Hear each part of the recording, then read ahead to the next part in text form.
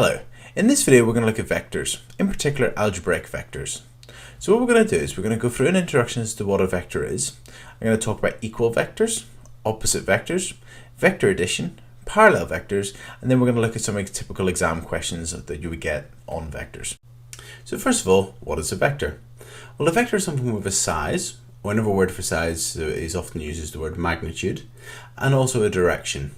Now in textbooks and exam papers and so on, a really good way of representing a vector is by a line, because it will have a length and it will have a direction. So it's a very good way of representing a vector.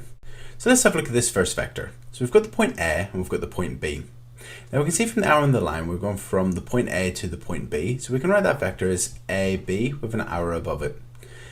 Now, often in exam questions, often in questions in textbook and so on, we're going to be using this vector many different times. So quite often it will give it a shortened version or an alternative way of writing it. Now, as you can see, it's also called this little a, okay? And the a is underlined. The reason the a is underlined is because in textbooks and whenever it's in exam questions, it will often be printed in bold. But whenever we write the letters down on the page, it's hard to distinguish between a bold letter and a non-bold letter. So we underline it just to make sure that we know it's a vector. So here we've got this vector AB, but we've also got the vector little a, and this is how we would write them. Let's have a look at the next one. Well, we're going from C to D, so we would call it CD, again with an arrow above it. Also, it can be written as little b, so CD, but it's also equal to little b underlined. And the final one, now look at the arrow on the line, we're going from F to E, so we would write that as FE, again with an arrow above it.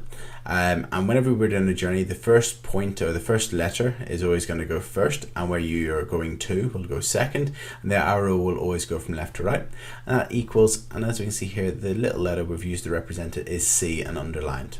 Okay, so that's how you represent the vector. We can represent it with the first letter, the second letter, and the arrow above it, or the first point and the second point and the arrow above it, or with a shorthand or like a sort of a letter which you've been given in the question. Okay, let's have a look at now equal vectors. So here we've got the point A and the point B. So again, we could write that down as A to B, and with an arrow above it. Now we've been told that that's equal to little a. Now remember, a vector is something with a direction and a size. Now as you can see, all of these lines are parallel to each other. That means they must be going in the same direction. And also they're of the same length. AB is the same length for CD, which is the same as the length for EF. So that means that they're all equal to each other, because remember, a vector is something with size and direction, because they've got the same size and they've got the same direction, they're all equal vectors. It doesn't matter in the position on the page, they're all still equal to each other. So AB is going to be equal to CD, and that's going to be equal to EF, and they're all equal to little a. Okay, so an equal vector is just a vector with the same direction and the same length. Okay, we're now going to look at opposite vectors. So here we've got the vector AB. We can see that from the arrow, we're going from A to B, and that's equal to A. Now if we want to go the opposite way, from B to A, we just call that minus A, and that just means we're going the opposite way. Now we're going to look at vector addition. One of the great things about vectors is if I wanted to get from D to F, I don't need to go in that straight line from D to F. I could go from D to E and then from E to F, and then if I add those together it gives me the same result. So we would write that D to F equals, well, D to E plus E to F. Also, that means that if, for instance, I know that D to E is equal to little a, and I know that E to F is equal to little b, that means the vector from D to F is equal to A plus B. So that means that this vector from D to F is equal to A plus B. And that's it. So if you want to get from one position to another, you can't just add together the alternative route. So I could add together the DE and the EF, and that gives me from D to F. We're now going to look at parallel vectors. Parallel vectors are vectors that go in the same direction, or even the opposite direction. So for instance, DE, which is equal to A, FG, which is equal to 2A, HI, which is equal to half A, JK, which is equal to 3A, and even ML, which is equal to minus A, they're all parallel to each other. Okay, that means that they're all going in the same direction or opposite direction.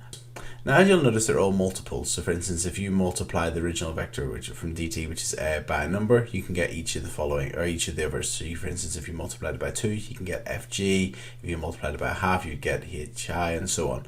So, parallel vectors are always multiples of each other. So, we're now going to look at some exam questions. So, the question says, in the diagram, OBDE, so OBDE, and OAFG are parallelograms. B is the midpoint of OG, so O to G, and B is the midpoint, and A is the midpoint of O to E. We've been told that the vector from O to A is also called little a, and O to B is also called little b. And we've been asked to express in terms of A and B, little a and little b, the following vectors, and we've got to simplify our answers. So O to C we've been asked for first, so we need to get from O to C. Now to get from O to C, I'm thinking we could go from O to A and from A to C. Now, because these are parallelograms, I know that if this is B here, that from A to C will also be B. So let's put an arrow on and let's call that B. So we want to get from O to C, well, that's going to be equal to O to A plus A to C. Now O to A, well, O to A is equal to A plus A to C is equal to B. And so that's it, that's our answer, A plus B. Next, we need to get from B to A. So that's from here, B to A here. Now we want to go from, if we want to get from B to A, I'm thinking first of all, let's go from B to O. Now if we want to go from B to O, we're going to go the opposite way. So instead of being B, it's going to be minus B. And then we're going to want to go from O to A. So we're going to go from plus O to A. So let's write down what these are. So B to O, well, B to O is equal to minus B because it's the opposite vector. And then we want to go from O to A, and that's just A, so plus A. And that's our answer. We could also write that in another way. Rather than saying minus B plus A, we could write A minus B, like so. So these would both be correct. Right, so we've now been asked for D to F. So we want to get the vector DF. Now I'm thinking to get from D to F, we're going to go from D to C and from C to F. So that's going to be equal to DC plus CF. Now DC, well, OA is equal to A. That means that AE will also be equal to A because A was the midpoint of OE. That means since they're parallelograms, that means that C to D will also be equal to A. That means that D to C, the opposite way, will be equal to minus A. Next, C to F. OB is equal to B. And since B is the midpoint, that means that BG is also equal to B. And again, since they're parallelograms, that means that CF is equal to B. So that means it's going to be plus B. And again, this one can be written in the format B minus A. And that's it. So that's what DF is equal to. Okay, next we want to show that EG and DF are parallel to each other. So if we want to show that two vectors are parallel to each other, we want to show that they're multiples of each other. Now, we already know DF. DF's here, so that's DF. DF is equal to B minus A. So we can show that EF is a multiple of B minus A. That means that then they're parallel. So we need to get from E to G. So E to G. Okay, E to G. Well, I'm thinking we go from E to O and then from O to G. So E to O plus O to G. So we're going to go from E to O. Well, that's minus A minus another A. So that's minus 2A. And then we want to go from O to G. Well, that's going to be plus 2B. So plus 2B. And if we turn those around, we're going to get that's equal to 2B minus 2A. Now, that means we've got our two vectors. DF is equal to B minus A, and EG is equal to 2B minus 2A. As we can see, they're multiples of each other. Actually, let's just factorize the bottom one and show that. That means that it's going to be, if we take the 2 out, bracket B minus A. So that means that EG is equal to twice, or 2, DF. And therefore, they are parallel. They are parallel.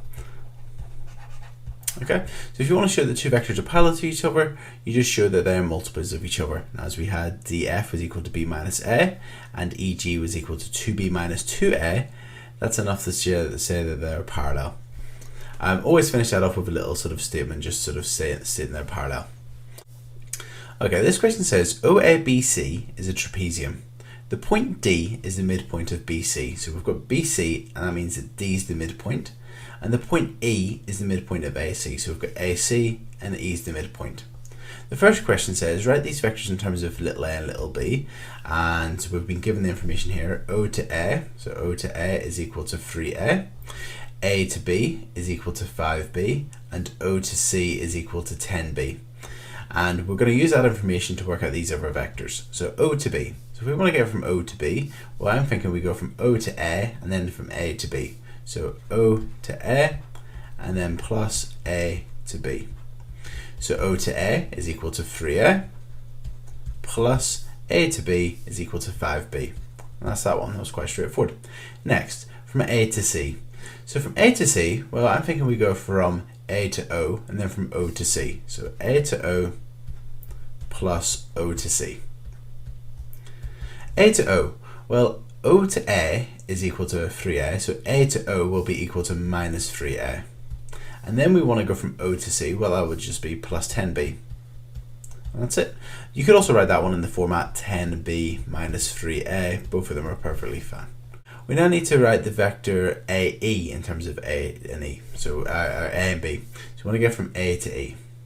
Now you'll notice that A to E, well, E is the midpoint of the line, so A to E is half of the distance from A to C. So what we can say is that A to E is going to be half of whatever we had from A to C. Now we've already got our answer from A to C. A to C was minus 3A plus 10B. So A to C was equal to minus 3A plus 10B. So from here to here, it's minus 3A plus 10B. So to the midpoint will be half of that. So that means it's going to be half that distance. So it's going to be half of minus 3A. Well, it's going to be minus 1.5 or 3 over 2A plus, and instead of 10B, it's going to be plus 5B. Right, so in this question we've been asked to show that ED and OC are parallel. So OC has actually been given to us in the question. OC is equal to 10B. And if we want to show that ED is parallel to it, we want to show some multiple of that. So ED, we want to get from E to D. Now previously we've worked out from A to E, so we can go backwards. We can go from E to A, doing the opposite vector. Then we can go from A to B, and then we can go from B to D. So let's write that down. E to D will be equal to, first of all, E to A, and then from A to B, and then from B to D. Okay, so what we're going to do is to get from E to D, we're going to go from E to A to B, and B to D. So E to A, well, that's going to be the opposite vector. So it's going to be the opposite, because we know what A to E is. We're going to do the opposite way, which is going to be the opposite of this. So it's going to be equal to 3 over 2A minus 5B. I'll just put it in a bracket so we know which vector is which in terms of my example. So next, plus A to B. A to B is straightforward, that's going to be plus 5B. And then finally, B to D. Now B to D is a bit more challenging because we don't actually know any of the vectors along that line. But what we're going to do is we do know that D is the midpoint of the line. So we're going to go from B to, get from B to C, but we're going to half it, and then that'll be from what B to D would be. So let's first of all work out what B to C is. B to C. And to get from B to C, we're just going to go from B to A to O, and then from O to C. So B to A, well, that's going to be minus 5B. And then we're going to go from A to O. Well, that's going to be minus 3A. And then we're going to go from O to C, which would be plus 10B. And simplifying that will give us, well, let's see what that will give us. That will give us 5B minus 3A. Now that's the vector from B to C. We just want to go halfway. So if we divide that by 2, we're going to get what BD would be. So BD would be equal to half of this, which would be 5 over 2, or 2.5b, and then minus half of 3, 3 over 2a. So that's the vector from B to D, and I know B to D is equal to 5 over 2b minus 3 over 2a. So we just put that then into here, we will then have plus B to D, which would be 5 over 2b minus 3 over 2a. So let's simplify that and see what we get. So we had 3 over 2a, and then we've got minus 3 over 2a. Well, that's going to give us 0 a's. We've then got minus 5b plus 5b, well, that's 0, and then we've got plus 5 over 2b. So that's our answer, 5 over 2b, or 2.5b. And that's it. So to get from E to D, it's 5 over 2b. O to C is equal to 10b, and obviously they're going to be multiples of each other. Obviously that one's equal to 2.5b. So that means that O to C is 4 times larger from E to D. Since they are multiples of each other, or since they're, which is OC and ED, are multiples, they are parallel. Okay, and our last example. Right, so in this question we've been given a triangle.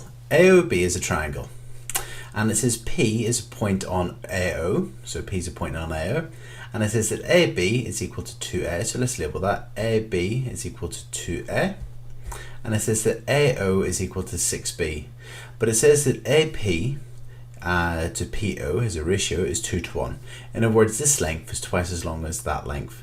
Now if the line is 6b, the vector is 6b, we can share in the ratio 2 to 1. So that means that this part will be equal to 4b from A to P, and P to O will be equal to 2b. Okay, so we've been asked in this question to find the vector OB. So we want to get from O to B. So we want to get from O, so OB is equal to O to A, and then A to B. So O to A, well, that's going to be minus 6b, and then A to B is it going to be then plus 2A.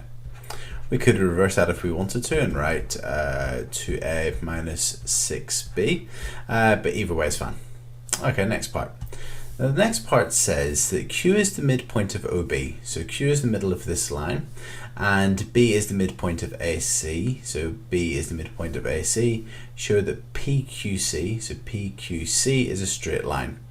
So what I'm going to do is I'm actually going to show you a diagram I prepared earlier. These are the vectors we know. We know that 2b was here, we know that 4b was there, 2a here. Now since B is the midpoint of this line, if A to B is 2a, that means from B to C will also be 2a. Now this side of the triangle, we worked out previously from O to B was minus 6b plus 2a.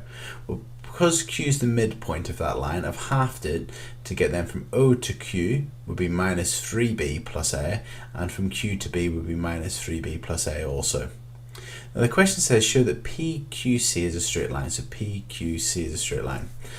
Now the way I like to do these questions is as follows. If you want to show that something is a straight line, what I would do is I'd consider the first section, so from P to Q, then I would consider the next section from Q to C, and now you know both of them go through the point Q, but if you can show that the first section and the second section are parallel, well if you've got two lines that are parallel to each other, let me show you an example. If you've got a line that's parallel and another line that's parallel, let's say clone that, and you had a point, let's just choose a random point here, so here's a point, and both the lines go through that point over there and there, well then that means that's a straight line because they're going through the same point, but they're parallel to each other. So what we're going to do is we're going to get the vector from P to Q to begin with, so let's get PQ. So P to Q. So P to Q, well, since we've got the arrows going up from P to O and then down from O to Q, let's go from P to O and from O to Q. So it's going to be P to O and then plus O to Q. So P to O is equal to 2b, and then plus O to Q is minus 3b. Actually, let's change that sign to a minus sign. So minus 3b plus A. Because you're adding the minus, it's just minus. Okay, 2b take away 3b, well that's going to be minus b, and then plus A. Next, from Q to C. So that's the second section of the line, so Q to C. Q to C, well, that's going to be straightforward. It's going to be Q to B and then B to C. So Q to B and then plus B to C. Now, Q to B, well, Q to B is going to be minus 3B plus A. And then the second section from B to C would be plus 2A. And if we add them together, well, we're going to get minus 3B plus 3A. Now, as you can see, these two sections, P to Q and from Q to C, are parallel to each other, but they also go through the same point. They both go through that point P, or that point Q, sorry. So because you know they're parallel to each other and they both pass through Q, you know they're going to be, it's going to be a straight line. So you just put that in a sentence. I'll just type it now. Since PQ and QC are parallel and both lines pass through Q, PQC is a straight line. And that's it.